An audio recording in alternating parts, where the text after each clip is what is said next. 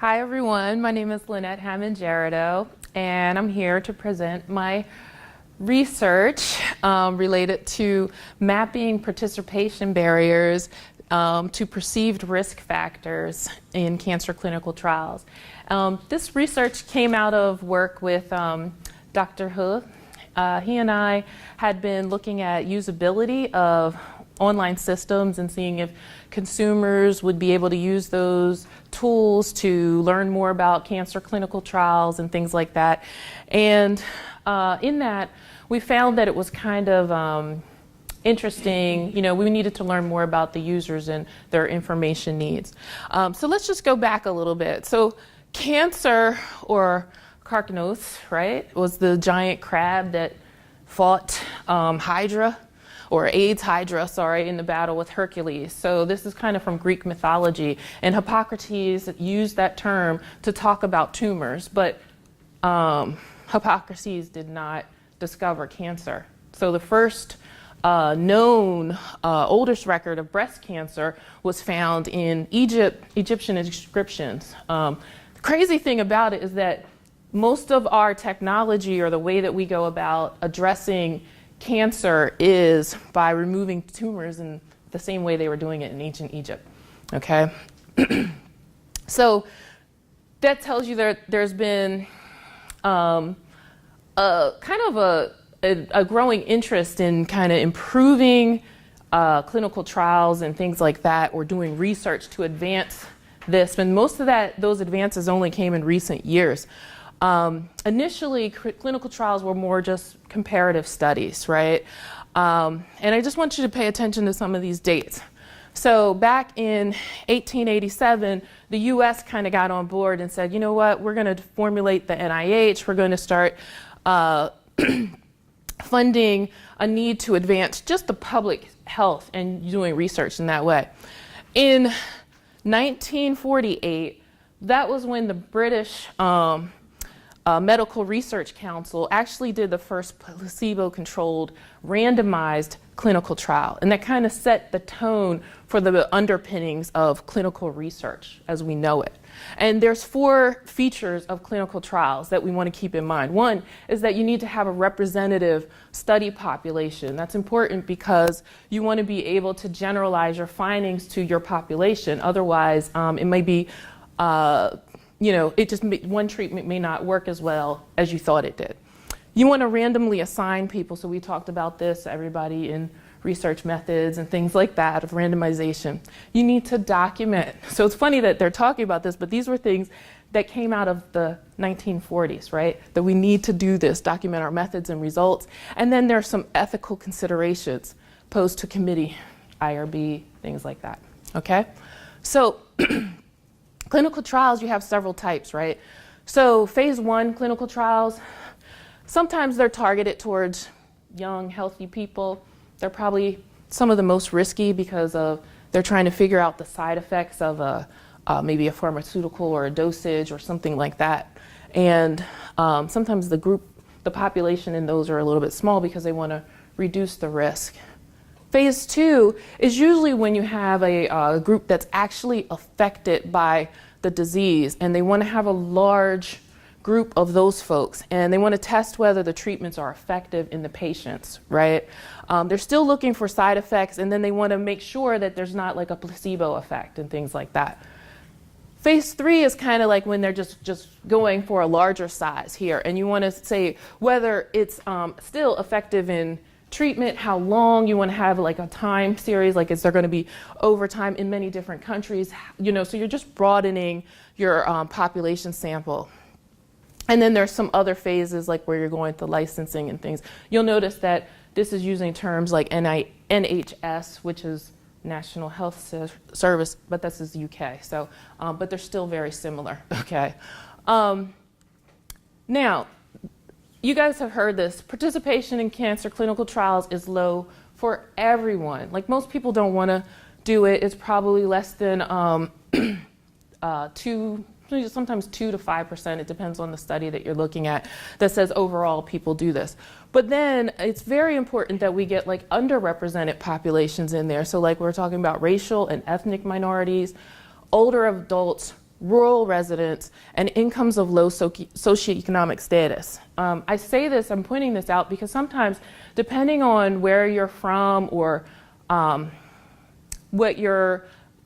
you define it, underrepresented might mean many different things to you. And you can see that there's some intersectionalities there that would show that it may not be what you assume is underrepresented. But the estimates that participation in these trials by minorities or ethnic populations or pediatric and elderly groups is it's like 2 to 3. It's even lower than what you would expect. And so that makes it a challenge for our clinical research to be generalizable. So I looked at a study that did a review of a lot of literature, and this is for treatment trials, and so it kind of made this infographic, right? And so like what you notice initially is that you should see like almost 50% of the people there should be women, right? But they're not. It's barely 40% of the people who participate in clinical trials are women. The other thing is these little leg warmers represent the bands of people here. And so this blue represents across the board about 83% of the people that participate in clinical trials are white. Then you have an even smaller portion of Black, Asian, Hispanic, and these are not representative of our general population, which the Kaiser Foundation saw as probably about, this is more realistic, distribution of ethnic and minority groups and in the US, and then probably in 2050 we'll be at that point. Okay, so we can see that our clinical trials populations for cancer are kind of off. So now we're thinking about like how do we encourage people or make people more aware of clinical trials, maybe give them information that will help them make a decision to participate. And I just wanted to ask you all just a few questions about what you would factor into a decision to participate in a clinical trial or a loved one, maybe.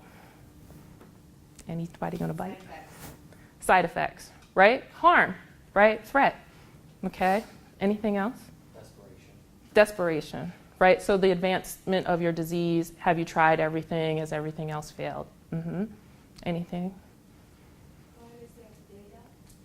Privacy, right? So how is your information going to be shared? Things like that. Travel, yeah. Do you have to take off work? Will you have to go is it nearby? For rural populations, that's huge, right? So, go ahead. Did you have one more? I was just going to say, how much is it going to cost me? How much is it going to cost you? And sometimes the costs are residual, right? It's not necessarily just in there. Do I lose my insurance? Can I lose my life insurance policy? Will I do all these different types of things that you may not consider, but you have to consider in terms of assessing whether you're going to participate or not. So as we're looking through this literature, I started seeing like a lot of the things that you mentioned to me mimic the social determinants of health. And social determinants of health are pretty strong indicators of even the socioeconomic status of an area, right? And so you see that there's individual things, right? So as an individual, you just might have personal preferences. You have your community and social networks. And then a lot of the things that you guys mentioned are out on this level, right? Like transportation, housing, employment maybe, time, and then there's some cultural factors.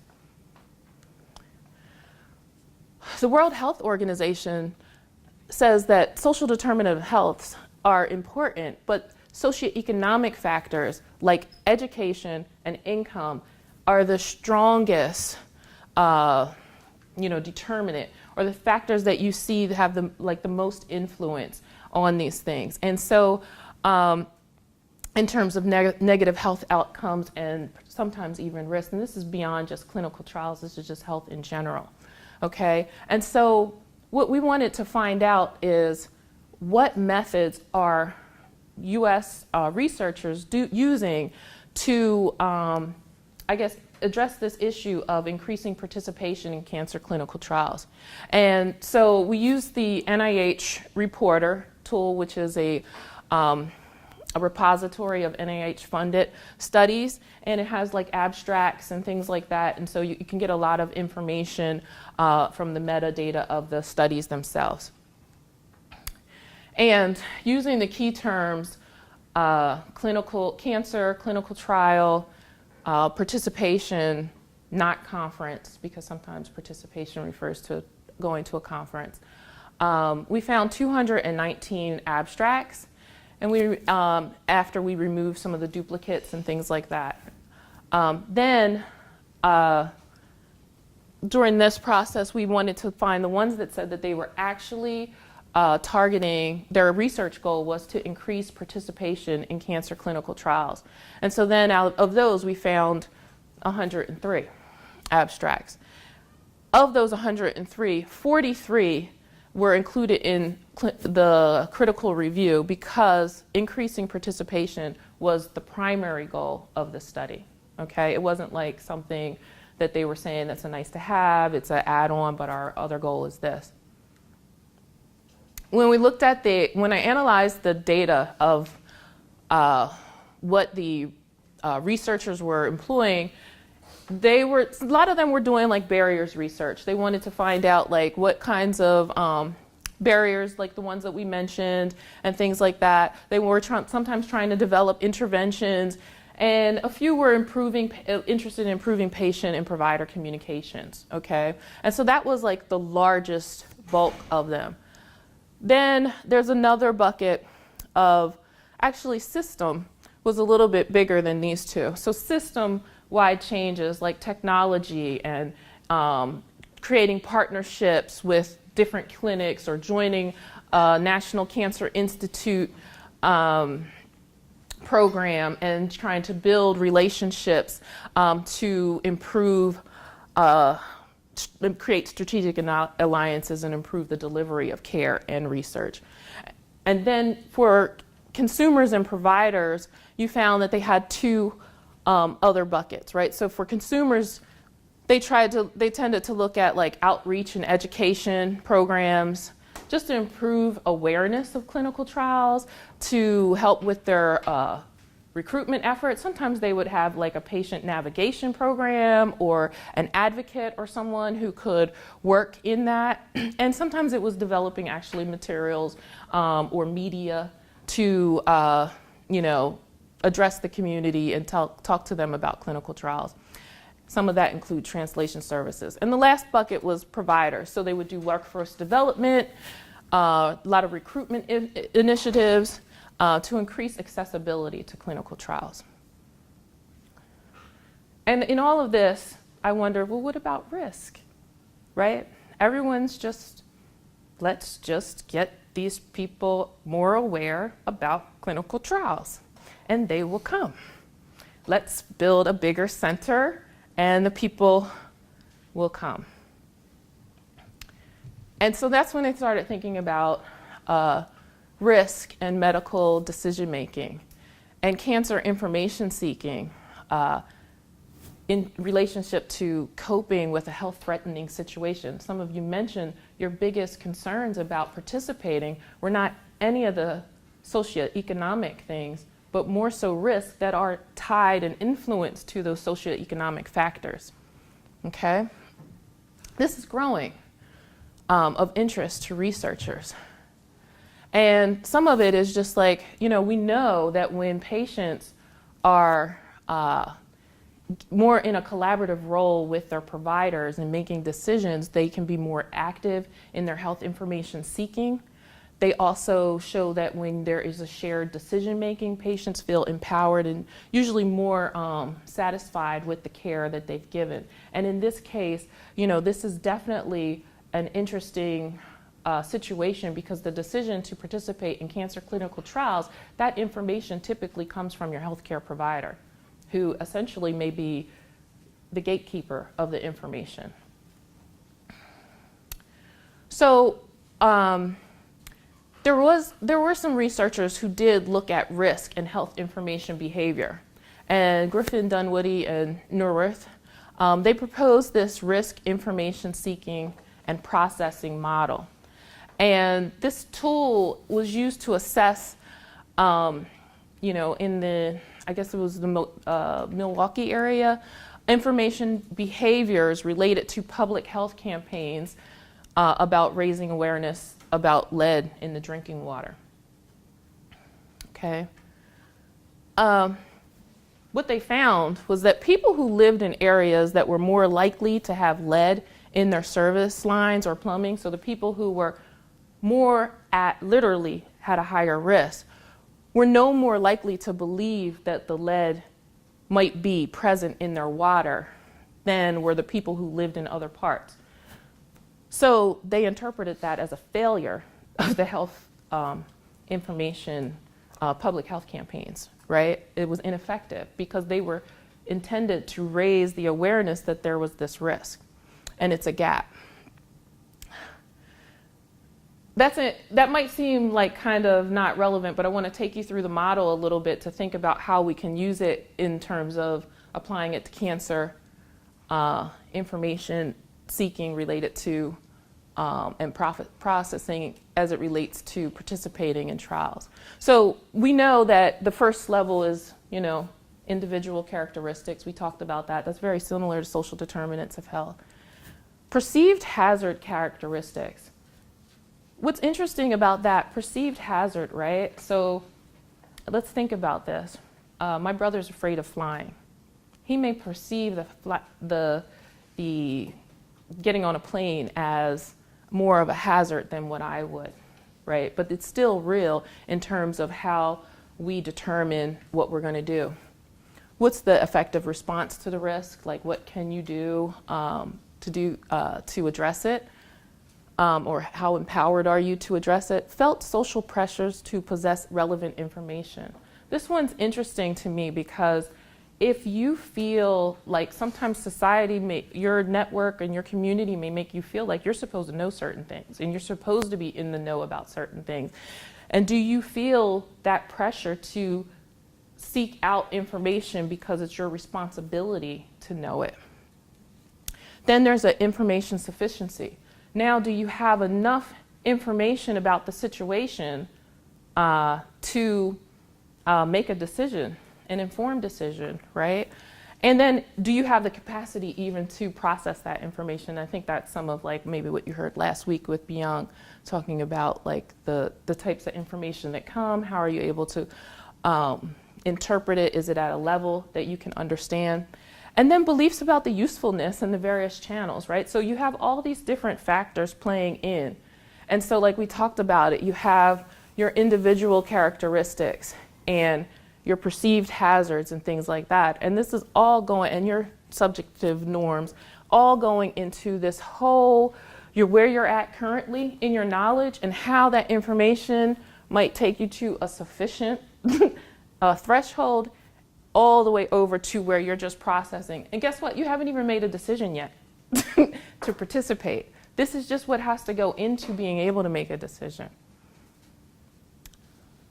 So, like we said before, the NIH research tended to focus on community outreach and education, some patient navigation, translation of educational materials, and sometimes barriers. And I found that the barriers research tended to talk about some of those things that we saw in the social determinants of health, and a few on physician-patient communication.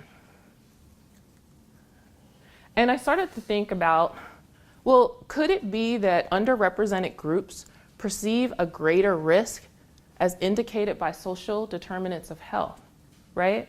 So what if this is not necessarily about awareness at all, and it's more about the fact that the risk factors for the underrepresented group are perceived, or they are actually higher determinant of their health and a threat, and therefore they are always going to be less likely to participate, right?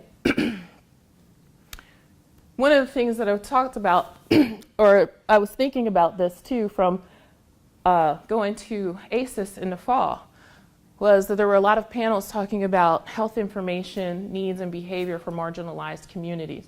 A lot of these underrepresented groups represent people in marginalized communities.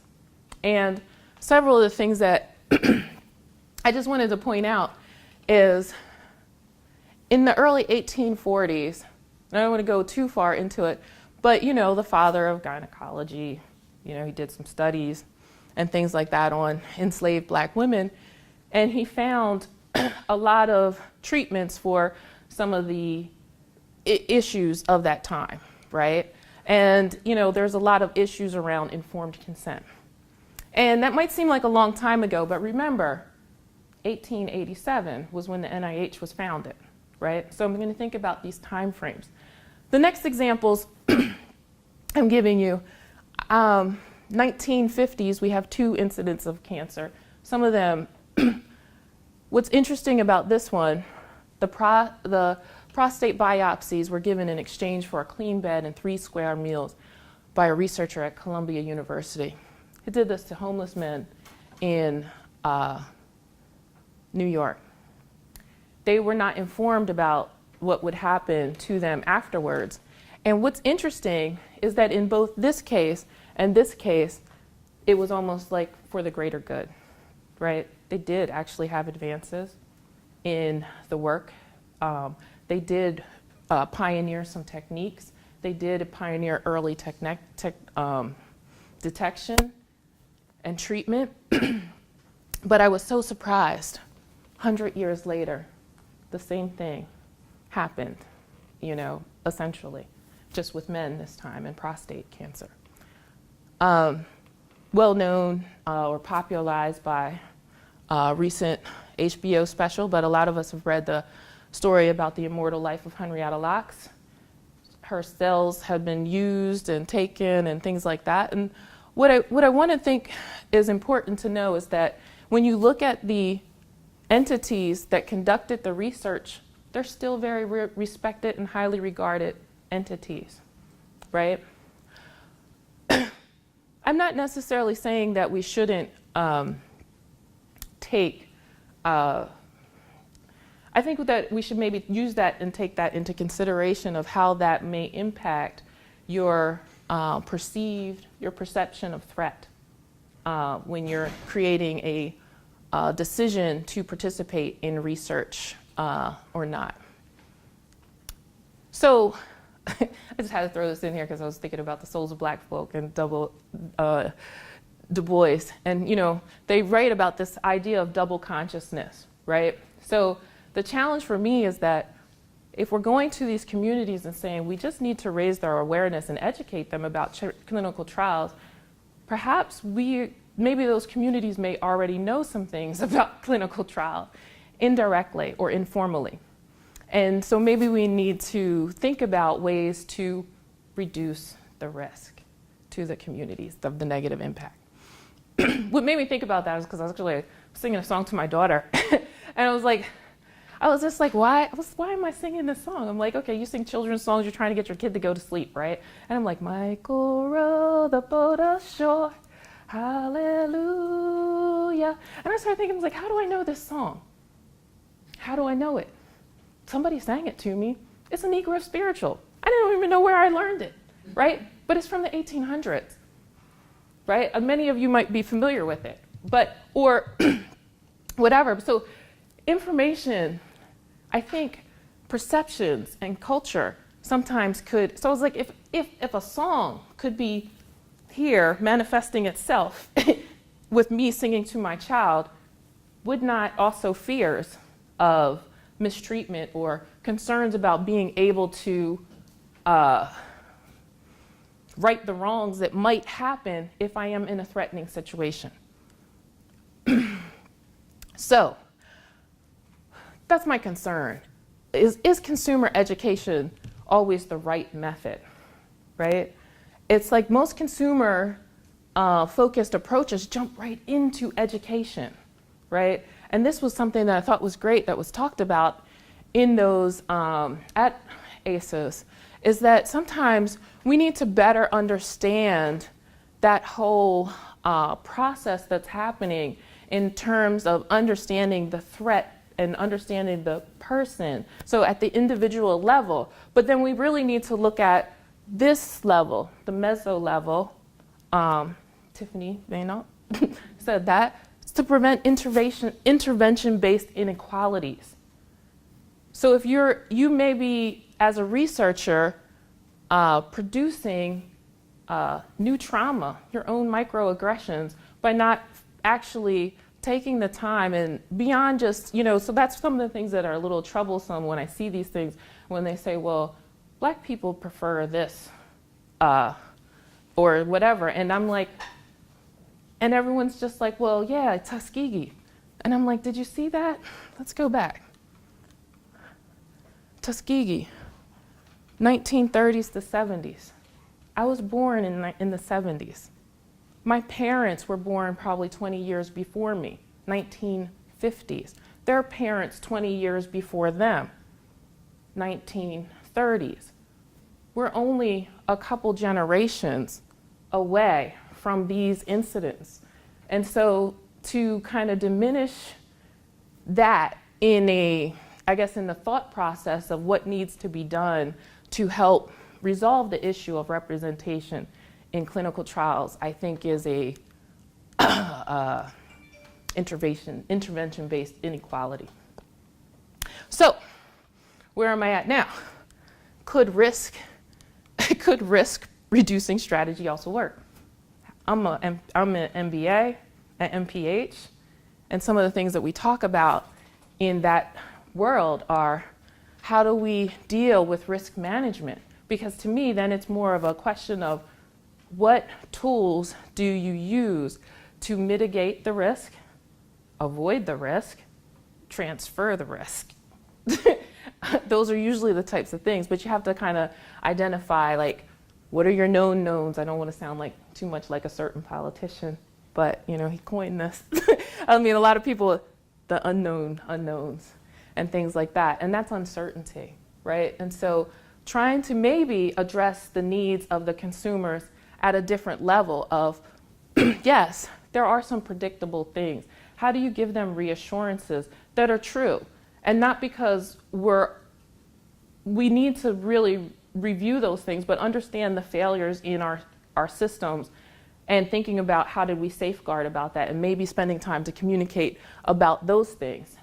Talking about some of the things that we did. Is the person, if they receive side effects from this, is it going to impact their livelihood? Maybe that risk is just too great for them to take on because they wouldn't have, they don't have a considerable retirement fund or something like that that they would be able to deal with, or it's just too many things.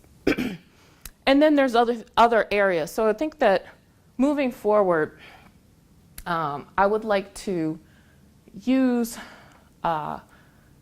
incorporate this idea of risk management, but not at a systems level. So we tend to think of it in industry at a systems level, but thinking about it in terms of the individual decision making when there's a threatening decision, medical decision to be made. And so for the future, there are several possible things that I would like to look at. And one is I would like to further investigate the potential relationship of participation risk with social determinants of health. I feel like they would be aligned, right? Use the risk model to better understand. There were a couple areas in there.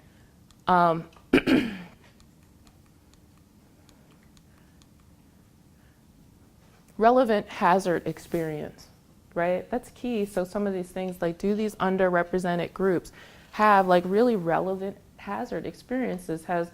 Do they know someone, or did they experience something negative or a side effect of something? Perceived hazard characteristics, I would like to look at that. And I also would really like to look in this area of information insufficiency, and also tying it into this idea, thank you, Dr. Kasmer, for pointing it out, of information cognizance, which to me is another way of saying unknown unknowns or uncertainty. So, whoops. Whoops. Okay, and then I think that all of that would be in hopes of better meeting the information needs of underrepresented populations that are considering participating in cancer clinical trials. Do you guys have any questions? Questions for Lynette?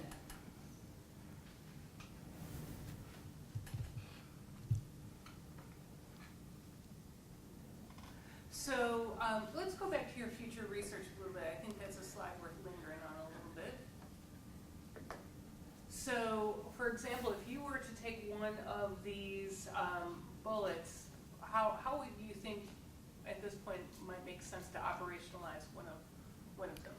Yes, so the first bullet, I'm going to go there because I think it's one of the easier ones. I think that is lends itself to systematic review of the literature because there's a fair amount of literature about barriers to participation, and also there's a fair amount of information about clinical trials as well as social determinants of health, but I'm not sure if it's been like intersected, you know, in terms of at the consumer individual level. So I would think about it in that way. For the second bullet, I probably would, I have to work on that, but I think that I need to learn a little bit about each of these because they're each a variable, right? And in and of themselves. So I think each of these characteristics are some kind of study in and of themselves. Like it could be, you know, I think there have been studies that already shown like, oh, what's the trust, how does trust, knowledge of Tuskegee influence your trust of your providers or something like that. So you could actually say if you consider that a relevant hazard experience or something like that, or meaning in that way, like how does it influence your, I guess maybe positive or negative view of participating in clinical trials. And then for perceived, I think you could probably do relevant hazard and perceived hazard probably similarly. The information insufficiency, that one's always a little bit tougher, right? Because it's trying to assess what's unknown. So there's a couple things that you could talk about. So it could be the information in cognizance. It could be uncertainty. It could be, do I feel, so it could be literacy, right? So it could be, when I feel that I'm sufficient in my information, is it actually what is efficient to make that decision or sufficient to make that decision? So there's a lot in that bullet. Mm-hmm. There's a lot in that bullet. Mm-hmm.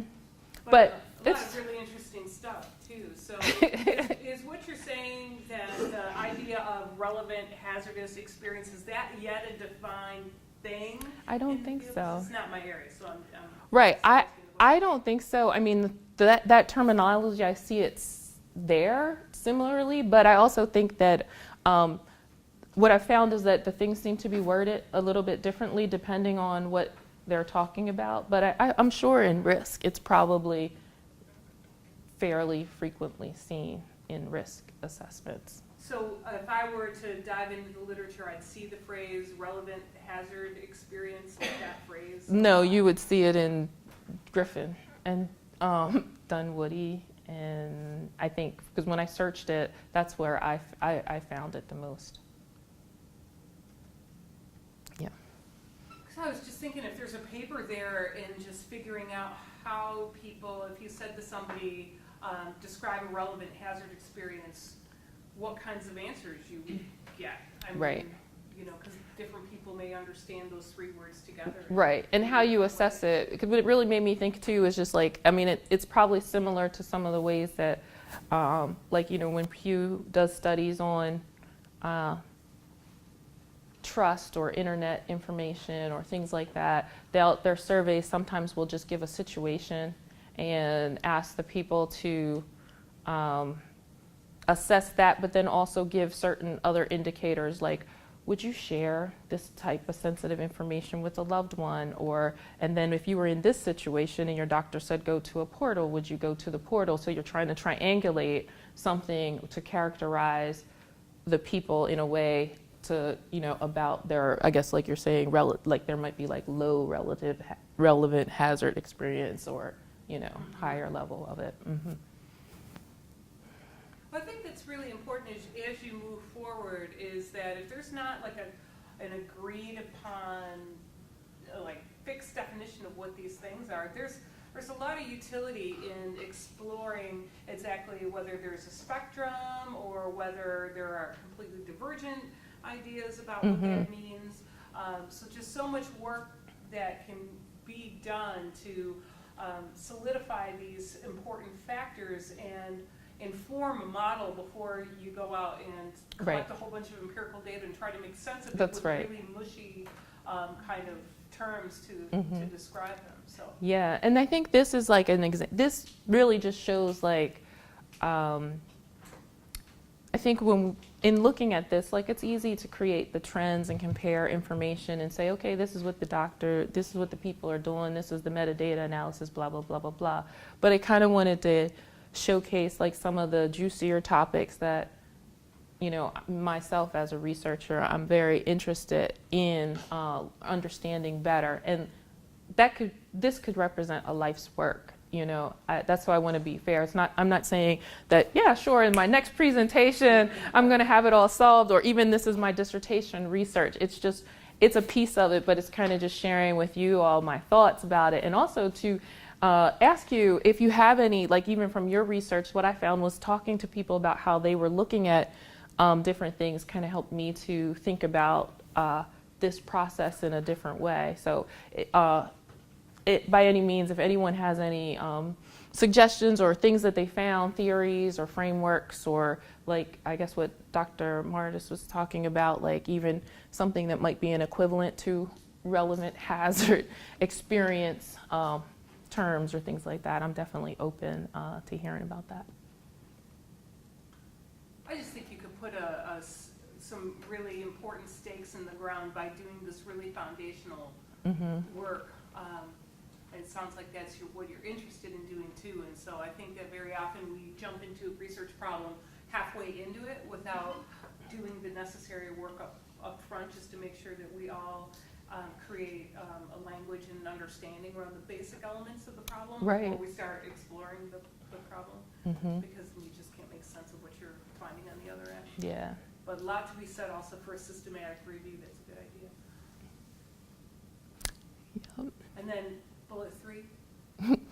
Yeah, so hopefully, we're better meeting the information needs. So then from all of this, maybe we can then tailor our approaches to working with these communities a little bit better, instead of, I think, just trying to get butts in the seats of our trials, ticking off quotas for population proportions. And I'm not saying that everyone just does that, but we'd be able to maybe facilitate like use that model. So if we have all these different areas in which we're working already, right?